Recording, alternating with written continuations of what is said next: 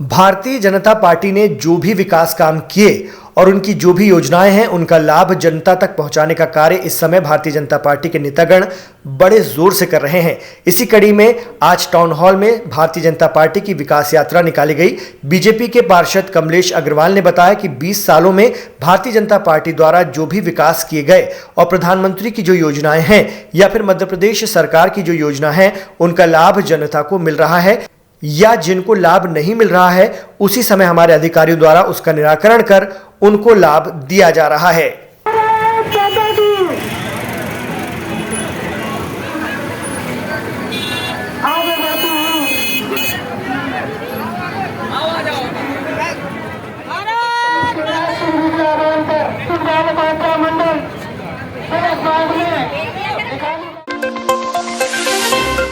दादा ईश्वरदास रोहाणी सेवा समिति द्वारा बड़ा पत्थर रांझी स्थित सरस्वती शिशु मंदिर में आयोजित श्रीमद शिव महापुराण में विधायक श्री अशोक रोहाणी के आमंत्रण पर शामिल हुए मुख्यमंत्री श्री शिवराज सिंह चौहान का अनोखा अंदाज देखने को मिला। श्री चौहान ने कथा सुनने आए भक्तों के अनुरोध पर अपना प्रिय भजन श्री राम भजन सुखदाई भजो रे मेरे भाई ये जीवन 2 दिन का गाकर सुनाया। मुख्यमंत्री द्वारा पूरी लय में गाए गए इस भजन के दौरान कथा पंडाल में बैठे भक्तजनों ने भी तालियां बजाकर साथ दिया। भक्तजन भजन के दौरान झूमकर नाचे भी। मुख्यमंत्री श्री चौहान ने इस भजन को अपना सबसे प्रिय भजन बताया। उन्होंने कहा कि जब वो छोटे थे तब ये भजन उन्हें उनकी दादी सुनाया करती थी। और भगवान शिव जी ने भी कहा कि राम और शिव एक हैं। शिव द्रोही ममदास कहावा सो नर सपनहु मोही न पावा। अद्भुत है भगवान भोले शंकर, ये औघरदानी फक्कड़ बाबा। देखो आप सबको पता है स्वामी अशोकानंद जी ने कई प्रसंग सुनाए होंगे, लेकिन भगवान भोलेनाथ ऐसे हैं जो सबको प्यार करते हैं, सबको स्नेह करते हैं।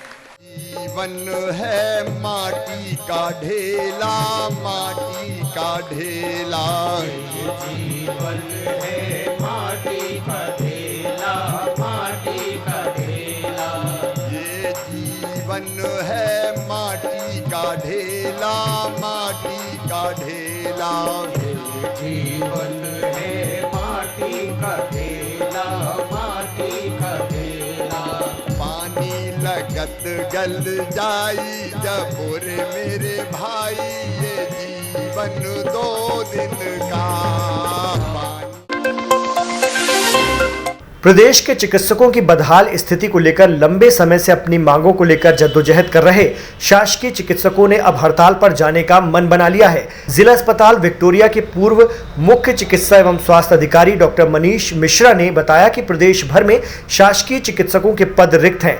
अकेले जबलपुर संभाग में ही ये हालात हैं कि जिला अस्पताल विक्टोरिया में मात्र 1 सर्जिकल एक्सपर्ट है। वहीं इन लोगों का करियर भी हमेशा असुरक्षित रहता है। सरकार द्वारा बार बार अपनी मांगों को लेकर इनके द्वारा प्रयास किए जाते रहे हैं, लेकिन हर बार प्रदेश शासन ने इनकी मांगों की अनदेखी की।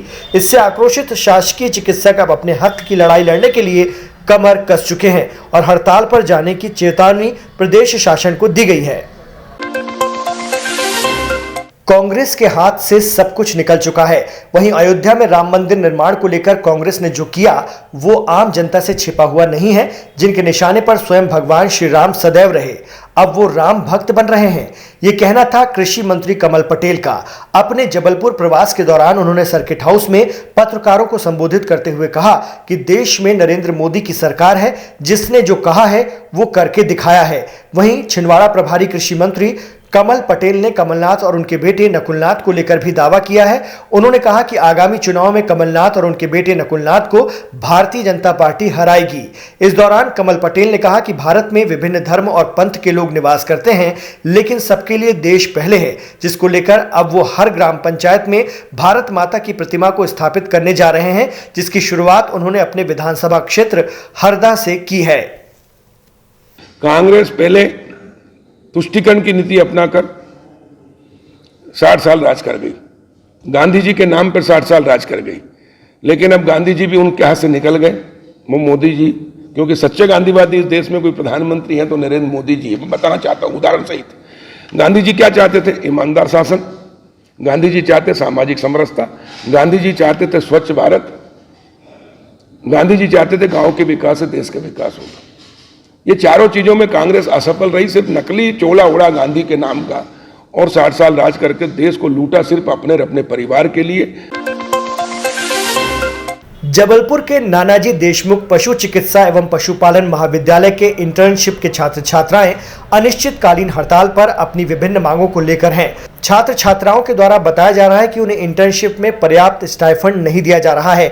मात्र 4,600 रुपए इंटर्नशिप के दौरान उन्हें दिए जाते हैं, जिसके कारण वो परेशान हो चले हैं। कई बार अधिकारियों से लेकर जनप्रतिनिधियों तक शिकायत करने के बाद भी अभी तक किसी भी प्रकार का आश्वासन नहीं मिला है।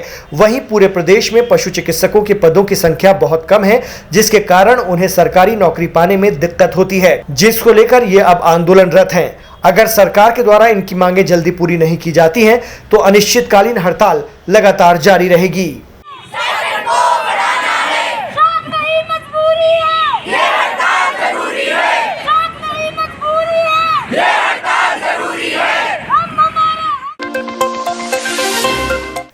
सहारा इंडिया परिवार में अपने गाढ़े खून पसीने की कमाई निवेश करने वाले निवेशकर्ताओं का पैसा अधर में लटका हुआ है, जिसको लेकर उनके द्वारा लगातार प्रदर्शन करते हुए शासन से मांग की गई थी उनके पैसे वापस लौटाए जाएं, लेकिन आज तक सरकार ने इस संबंध में कोई कदम नहीं उठाया है।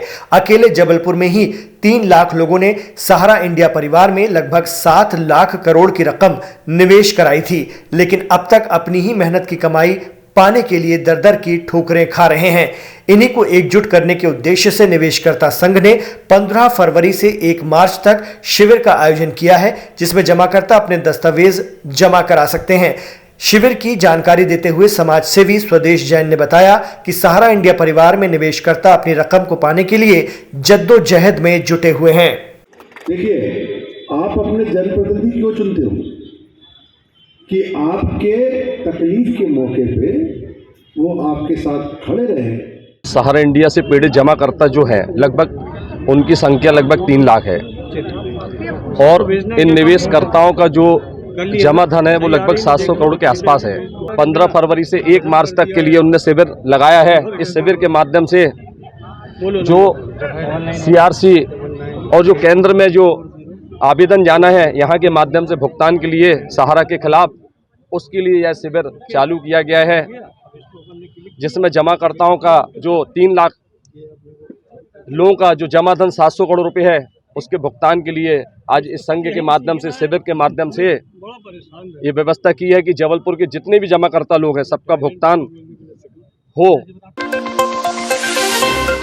समाज से अलग जाति में विवाह करने पर समाज में मौजूद कुछ चुनिंदा लोग वापसी के नाम पर न केवल लोगों का शोषण कर रहे हैं, बल्कि उनसे लूट खसोट करने का काम भी कर रहे हैं।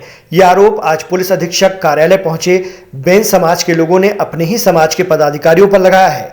बड़ी संख्या में पहुंचे बैन समाज के लोगों ने बताया कि समाज के कुछ आपराधिक तत्वों के लोग लगातार अपनी मनमानी करने पर उतारू हैं। वहीं अगर कोई इनकी मनमानी का विरोध करता है तो ये मारपीट जैसी घटना को भी अंजाम देने से पीछे नहीं हटते।